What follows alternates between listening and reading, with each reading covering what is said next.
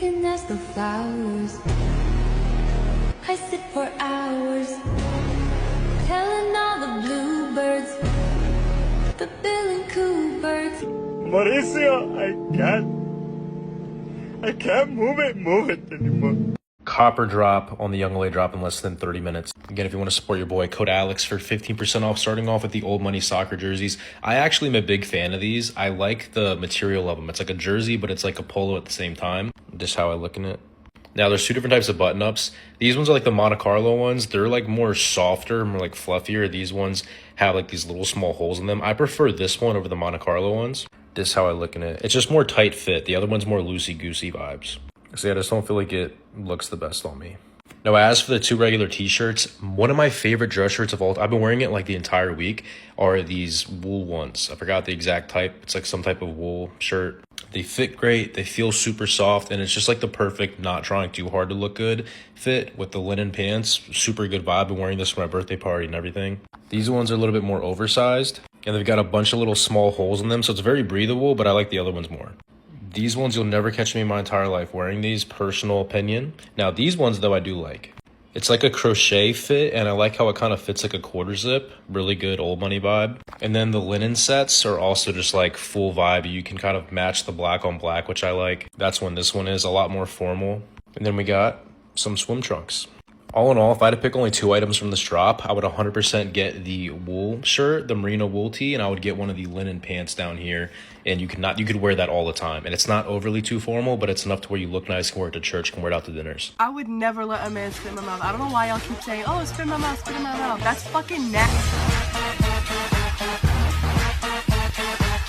The most aesthetic muscle group, in my opinion, is the back. It's just the way that all the muscles flow together to build such an aesthetic type of look. My philosophy when it comes to training back is I always start with some sort of rowing movement to where my elbows are close to my body. My favorite machine is probably a chest-supported row. Again, the key point here is the travel path of where my elbow is at, so I try and keep it as close to my body as possible. Now, my next movement is I choose a one-arm pull down, again with a similar elbow travel path where I keep it as close to my body as possible, usually pulling directly from in front of me, straight down, squeezing my lats as hard as physically possible, jamming my elbow into my lower back. Next, I do a pull down or a pull up, but the key here is I keep all of my back muscles like down and back and relaxed. I don't know how else to explain it other than I'm focused on a shorter range of motion, squeezing the part that's like right under my armpit. Now, it might be too late to say, but I'm not a science-based lifter. I lift off of experience from training for 9 years. I finish off with the rowing movement where I make my elbows go away from my body, targeting more so my upper back, rhomboids, and rear delts, and that's it.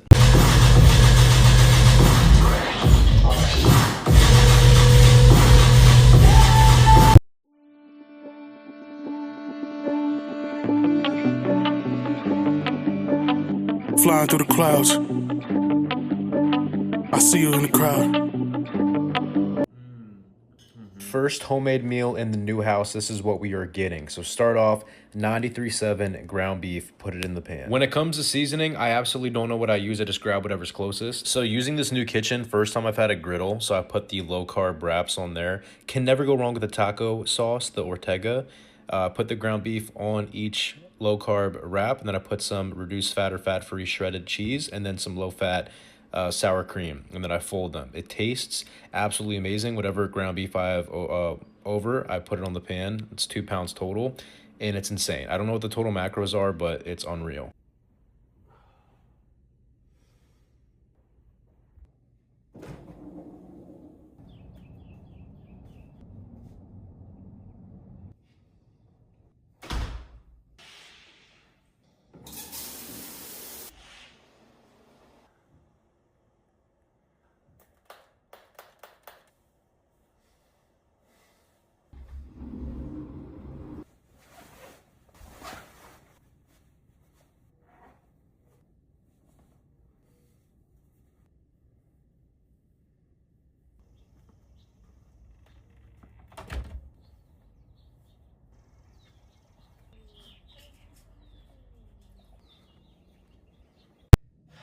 Good morning, world. Shelby, stop my morning routine. Shelby.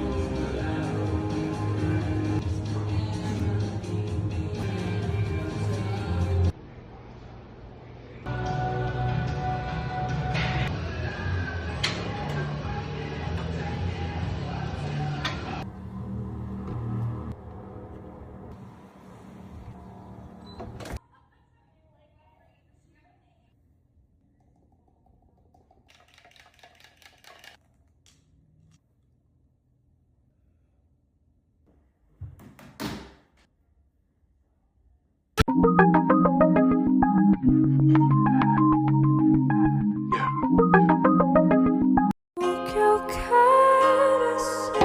stay focused. Gotta calm down. Gotta relax. Control it. Be in my zone. One of the things that I struggle with as a content creator that's like so difficult for me to figure out how to do is somebody could watch a video of me getting my mom a car or like the new house, and somebody could watch that video and get extremely motivated, and it could be the initial spark that allows them to change their life because they can see what's possible. And then the other end, there could be somebody else who watches the same video and like this comment tends to think like they're behind, or they sink back and they almost feel less than, and that can cause a whole lot of anxiety and stress. And I don't want to do that. But the hard part is, like, I've been doing this for 5 years now. Some of you guys have been watching my entire journey from my home gym basement. So like, for me to just show, you know, my entire life and then stop showing a lot of it now as I'm trying to build now a life for like a family, I don't want to like not show it, but I also don't want to like be like some of these guys on social media that flaunt their lifestyle with an angle of making people feel like they are behind. But I also want to show you guys it because I always have showed you guys everything that I'm doing. So it's like hard. I battle with that mentally because I don't want people to feel less than or like they're behind. I don't want to feed into that. But I also want people to see what's possible and get motivated and keep you guys involved in my life and in my journey as I try to develop a family and everything. What's your go-to cheat meal? Auntie Annie's salted pretzel with like the bites, the cinnamon one as well, Cinnabon with like the pecan on it, that, and then if I was to finish it off, honestly, probably get like the Chick-fil-A breakfast, but I'd be binging, dude. I'm being dead ass. I hope you hope this get on my ass. Yeah, it'd be like to the hill or alright, like for real, please. Lock it in. Alright guys, you heard it. When Alex goes to damage I'm going. Come on, come on.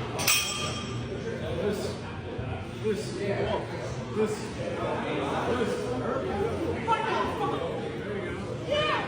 Till the day I die.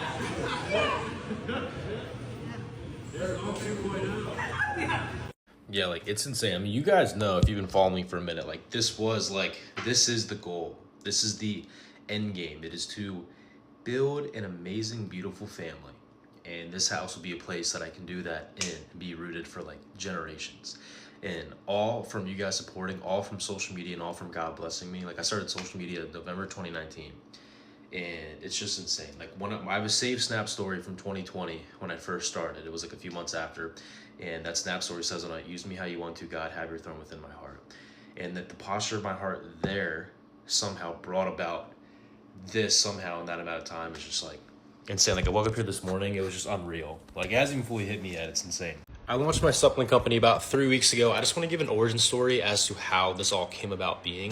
Now, I'm not gonna lie, this was definitely like a pretty big risk. Like, usually I get offered like multiple tens of thousands of dollars a month to be partnered with these other companies. Instead, now I'm spending way more than that for a return that I will not see probably for years. And it's definitely more risky, but that's the fun part of it all. As somebody who's been in the industry for about almost 6 years now, I've been a part of so many amazing supplement companies, okay?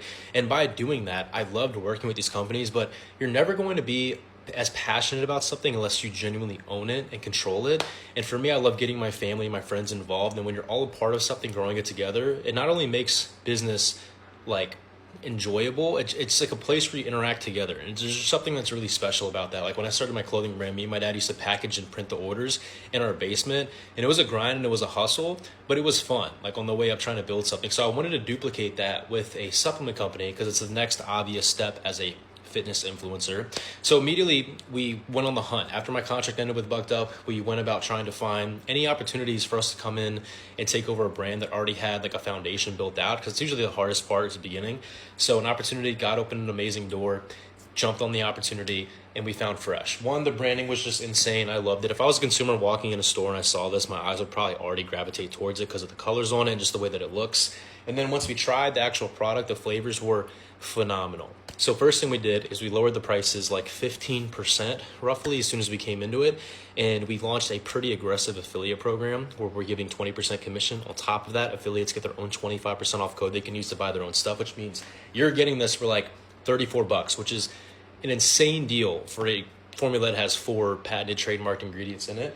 So that was the first thing. The second thing is we're building an insane community. I want it to be in a sense, almost ran by the affiliates in the community. We built out a pretty intensive Discord, as you can see, where we do weekly calls in there. We'll all go in asking for feedback, teaching people how to go about making better quality content on social media, because when they win, we win. So I want to make it very community forward. In fact, some of the flavors that we're launching for our next SKUs are flavors that the affiliates literally came up with. So that's how I'm trying to go about starting this brand. And now, I'm not a professional. I really don't know what the hell I'm doing. I literally have no idea. But all I know is that I'm having so much fun doing it and trying to learn how to build the teams out, how to build it, how to build the website, how to make conversions better. Like, I'm learning this all as I go, and I want to share it with you guys. And the goal for this brand is just to be a company that can be used by anybody, and one that fits effortlessly in anybody's routine. You don't have to be a cracked out bodybuilder. Like, I wanted to just be a normal human being who goes to the gym can take this. It's not overloaded with a bunch of stimulants that are unnecessary. It's just one that you can comfortably feel like you can take on a day-to-day. But if you guys want to be a part of the brand, the vision that I have going, check it out. I know a lot of you guys have already done so, and I appreciate you all for doing it. But that's the overall origin story of it. I've been working on this every single day, multiple hours a day, building the team out, and it's definitely a risk, and it's a lot of money investing into it, but I'm enjoying it. And at the stage of my life that I'm in with social media, it makes sense for me to be building a business like this. So I'm going to show you guys a little bit of it, the ins and the outs. I'll probably make a series here on TikTok where I show you guys more so of the back end that I'm working on. But yeah, that's pretty much it. I mean, this is just unreal.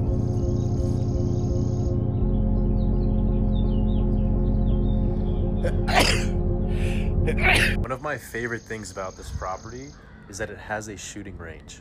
First off, just look at that. But you can see over here, we've got targets. It's probably about 70 yards.